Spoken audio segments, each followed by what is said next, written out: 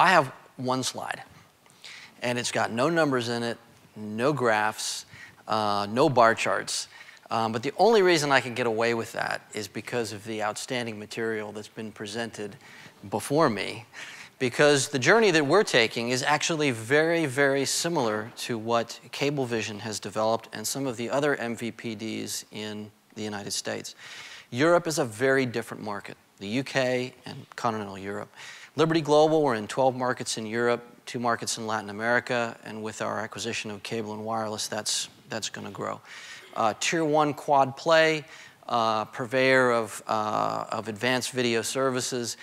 And so we find ourselves in the position that many other MVPDs do, with having a lot of data and a lot of capability. But in Europe, being in more of an enabler role, because we don't own our ad inventory.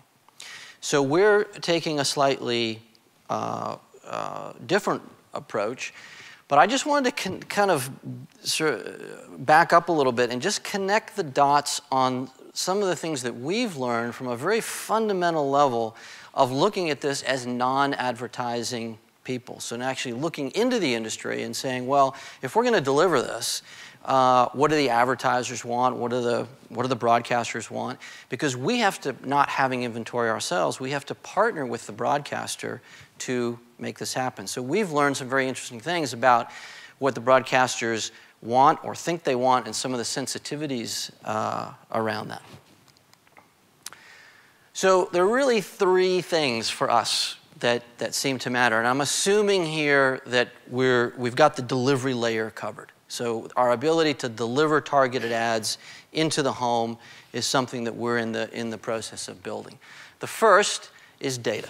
So we've talked about some of the ways this can be applied, both from creating the targeted segments to deliver the advertising, being able to measure, and I think the granularity with which Paul has explained that we can now measure how content is performing is immensely valuable, not only to us but to our content partners. And ad efficiency and attribution. So what's happened with that advertising, not just how the ad performed from a content standpoint, but closing the loop and what happened after the ad. Did they actually purchase the item? Yield, which I think I'm going to explain.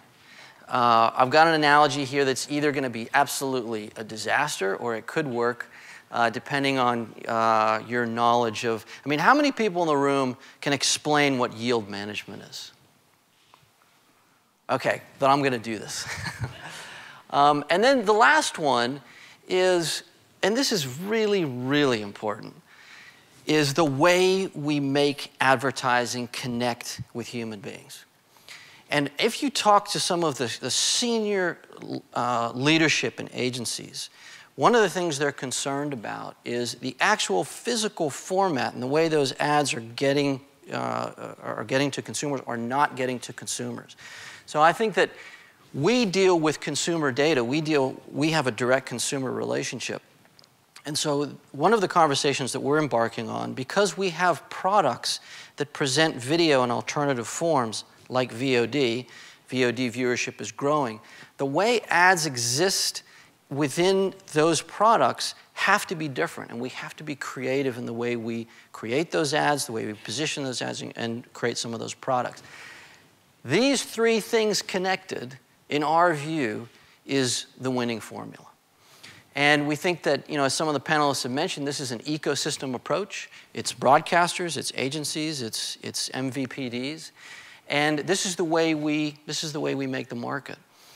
One of the things that we walked into in this, and one of the hardest things for us to do with our broadcast partners, is understand and get the yield management right.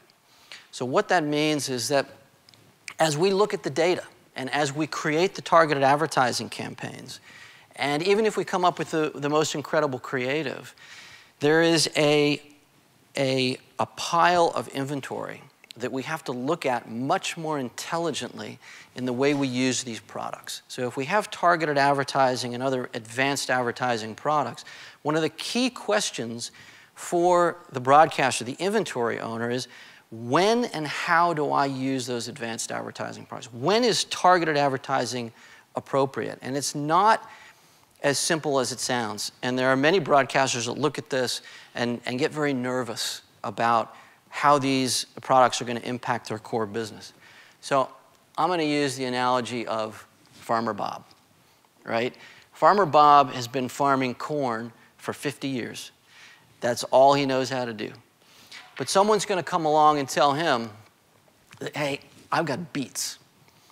And if you can free up some of your land, these are going to sell for a higher price. And you're going to attract a different buyer for these things. So he kind of scratches his head. His first look at this is, well, okay, that sounds good on face value, but then what do I do with the part of my land that I'm giving up? How do I change the pricing of the corn, or do I need to do that? And when do I sell beets and when do I sell corn? And actually, some of my soil is richer than other parts of my land, so I've got to actually really think about where I put this. So he's got a yield management question. And then you bring in digital. So now you've got a multi-platform challenge. And I think one of the key things about this is we're talking about premium video. That's the common denominator. And I think we do get a bit lost in the television versus digital. We really have to focus on what premium video means.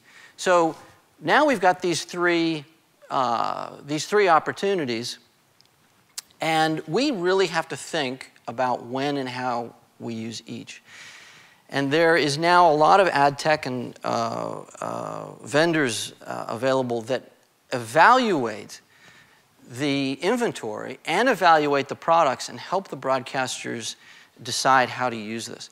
This, for us, right now, is one of our biggest challenges in Europe. As we roll this out across multiple markets, we are negotiating, we're talking to many different broadcasters who are along the spectrum or along the journey in very different places. And some of them feel like this is a threat.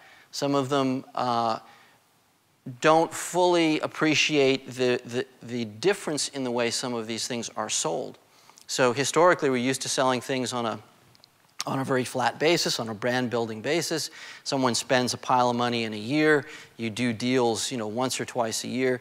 Now we've moved to a very transparent, very efficient model where it's not going to replace the core business, but it's a tool that we can use to be more effective and more efficient and attract different participants into the market. But the yield management question is an important one because that's what helps the broadcasters answer how to do that. So companies like Videology and Freewheel who look at this and evaluate that. So that's our, layman's view of one of the challenges that we have with the way to do this.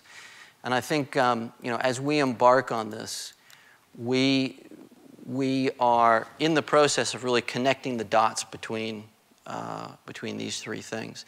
So, I think what Paul has gone through is a very comprehensive and valuable approach to the way we mine this and where the value is for these participants. But in our view, you have to connect these three things to make it valuable for the participants. Thanks very much.